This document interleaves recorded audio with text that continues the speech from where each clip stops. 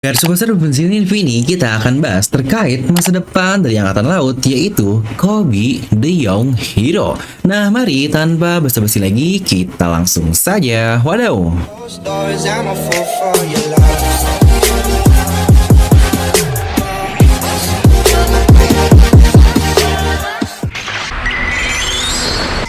Gimana Kobe akan menjadi salah satu karakter yang cukup dibenci di serial ini karenanya Oji-chan dari Monkey D. Garp harus mengorbankan dirinya agar mereka bisa selamat. Yang dapat dikatakan Garp ini datang hanya untuk selamatin Kobe, yang dalam kata lain juga apakah Garp hanya sebagai alas kaki saja bagi Kobe untuk dapat berkembang? Yang kemungkinan pertanyaan terbesar kita adalah apakah pengorbanan dari Garp ini akan worth it atau tidak?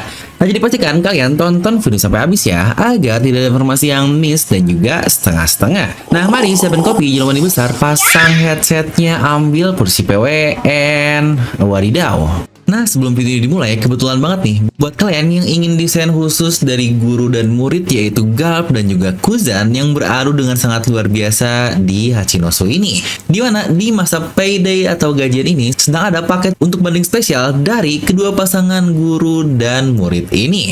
Buat kalian yang pengen, kalian bisa langsung klik link di deskripsi video ya. Dan merchandise, level up your Wibunas.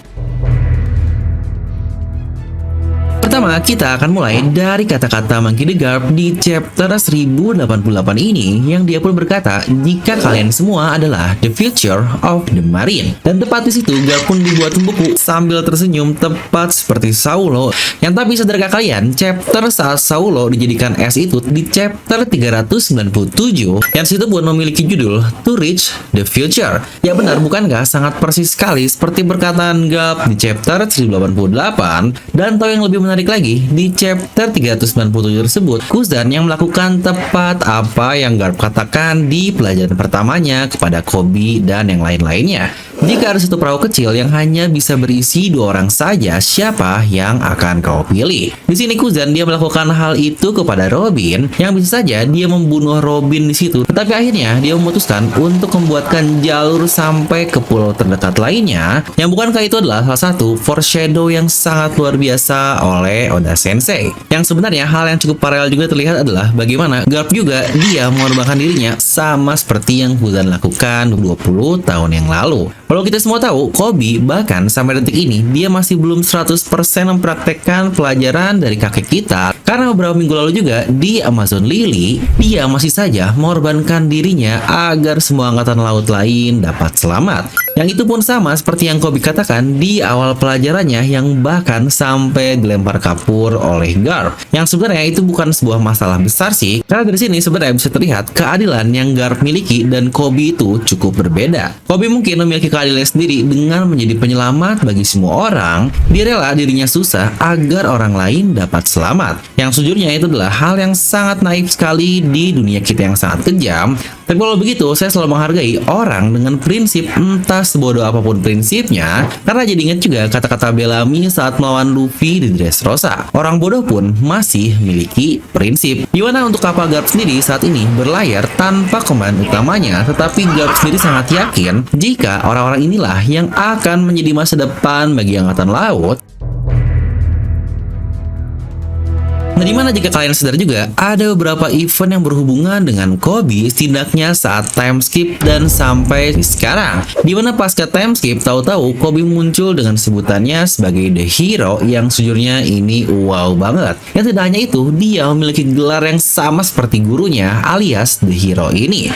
Tetapi untuk Garp sendiri kan sudah sangat lama dan cukup melegenda, makanya ada tambahan sedikit untuk nama gelarnya menjadi Garp the Legendary Hero. Dimana anak didiknya ini mendapatkan sendiri tanpa bantuan dari gurunya, yang pastinya dia dapatkan itu dari insiden Rocky Port. Dan ternyata tidak lama juga kita melihat dia mengorbankan dirinya untuk dibawa oleh Kurohige. Yang gilanya bahkan situ dia menukar 800 orang dan satu kapal perang yang dia Hachinosu sendiri tepat saat dia bebas. Di situ pun dia menolong rakyat sipil yang dijadikan budak dan membuat dirinya lagi-lagi menjadi umpan hanya agar semua orang dapat bebas. Yang bahkan dia pun mengira ada satu bajak laut wanita yang menipunya yang membuat Garp tertusuk. Yang sebenarnya jika kita lihat semuanya memiliki cara yang sama. Kobe ini orang yang selalu memperhatikan orang lain terlebih dahulu dibandingkan dirinya. Hal yang sangat layak kenapa dia disebut sebagai hero.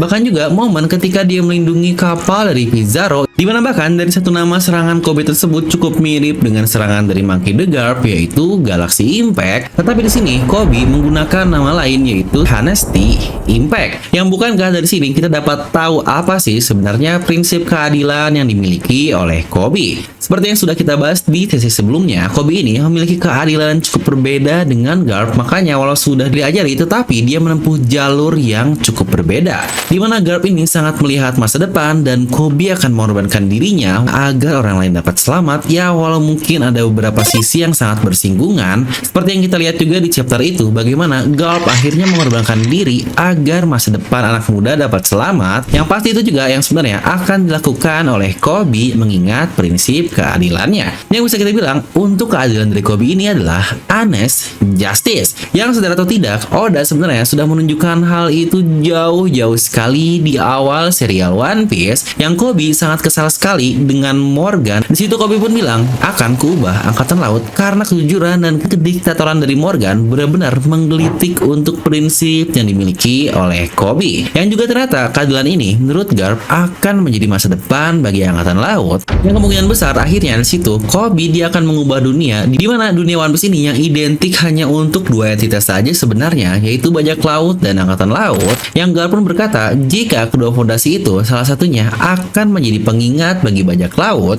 yang pastinya akan takut kepada angkatan laut di masa depan. Nah, dimana menurut saya Kobe yang memiliki honest justice ini tidak hanya akan mengubah angkatan laut, tetapi dia juga akan mengubah seluruh dunia. Terutama kita pun tahu kan bagaimana keadilan Kobe ini yang sangat bertentangan dengan pemerintahan dunia, yang bisa kita bilang mereka dishonest. Banyak sekali kebohongan-kebohongan pemerintahan dunia yang diciptakan untuk membungkam sesuatu, dimana Kobe yang pastinya ketika dia akan menjadi sosok yang berpengaruh, dia akan mengubah regulasi yang ada. Dimana mungkin dari kalian banyak yang akan merasa, lah bang, kok Kobe kesannya seakan-akan punya fit yang besar banget sih. Dia kan cuma karakter bocah dengan kenaikan yang tinggi doang lah. Ya mungkin baru-baru ini dia baru bisa membangkitkan House Konohaki, dan bahkan banyak juga yang bilang jika Kobe nantinya akan menjadi rival dari Luffy, ibarat Garp dengan Roger. Nah tapi sebelum kita membahas ke bagian power scaling sana, kita akan bahas sedikit dulu terkait satu karakter luar biasa ini. Kobe adalah salah satu karakter yang berhasil mengubah pandangan saya dibandingkan awal ketika karakter ini muncul. Dimana awal mula Kobe yang sangat kecil dengan rambut pink, kacamata, culun yang dari penglihatannya saja sudah kelihatan lah jika Kobe ini tipikal karakter beban yang biasanya hanya disudahkan di satu momen saja. Tetapi ternyata Oda melihatnya dengan cara yang lain. Kobe ternyata dia menjadi karakter yang jauh lebih penting dibandingkan apa yang kita bayangkan. Pertama bahkan jika di anime, Kobe adalah karakter pertama yang dimunculkan di episode awal. Sedangkan untuk di manganya, karena kita mulai dengan Romance Dawn, maka Kobe ini muncul jauh lebih awal dari semua karakter-karakter penting seperti Zoro, Nami, Sanji, Mihawk, kecuali bajak laut Shanks lah yang kita lihat dari Romance Dawn sebelum Luffy menjadi bajak laut. Jadi jika Oda akhirnya memutuskan karakter ini akan dibawa lagi sampai 1000 chapter ke depannya, kita seharusnya sudah bakal mendebakkan seberapa signifikan peran dari Kobe ini untuk cerita One Piece. Kobe yang awalnya hanya seorang kacung biasa di kapal bajak laut di Alvida, sekarang dia sudah menjadi seorang kapten angkatan laut yang tentu saja dengan kemampuan luar biasanya alih-alih untuk impiannya ingin menjadi seorang admiral. Kobe ini bisa kita bilang definisi from zero to hero banget. Sosok panutan mau di dunia One Piece atau bahkan di dunia kita sendiri, dimana ketika ada seseorang tanpa privilege, tanpa kelebihan, hanya dengan upaya keras dan niat yang sungguh-sungguh, bukan cuma berlatih 10 kali lipat dari orang-orang lain, tetapi dia sendiri yang bilang 100 bahkan 200 kali lebih banyak. Definisi hanya kita sendirilah yang lebih tahu kemampuan kita dibandingkan orang yang lain. Kobe sadar betul akan hal tersebut, makanya dia berlatih lebih baik lagi. Makanya tuh tamparan keras nih buat kalian-kalian para beban keluarga yang cuma bisa ngomongin privilege-privilegean doang. Nah tapi balik lagi ke awal, apakah dia akan menjadi rival sulit bagi Luffy di masa depan? Yang menurut saya hampir 100% tidak mungkin sih, karena gap di antara keduanya itu sangat jauh sekali.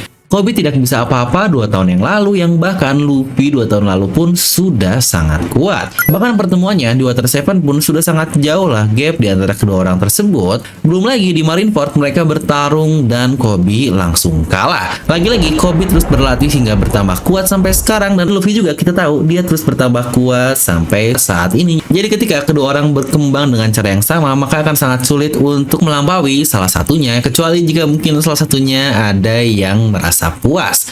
Yang sebenarnya jika pertanyaannya apakah Luffy akan menjadi rival bagi Kobe, maka itu pertanyaan yang lebih cepat. Karena perlu diingat ya, yang namanya rival itu nggak harus seimbang, dimana satu lebih kuat pun tidak masalah, karena sebenarnya gunanya rival itu hanya sebagai motivasi dan tujuan untuk terus meningkatkan kualitas diri. Ya mungkin ibarat jika kita bawa dunia kita ya seperti bola lah, Messi dan juga Ronaldo, yang bisa saya bilang mau sekarang mungkin Messi yang lebih hebat karena dia mendapatkan Piala Dunia, tetapi tidak akan ada Messi tanpa Ronaldo dan tidak akan ada Ronaldo tanpa Messi juga. Jadi apakah Kobe akan menjadi orang penting di angkatan laut masa depan? Jelas iya untuk jawaban ini. Tetapi apakah dia akan setara dengan Luffy? Nah menurut saya ini yang tidak.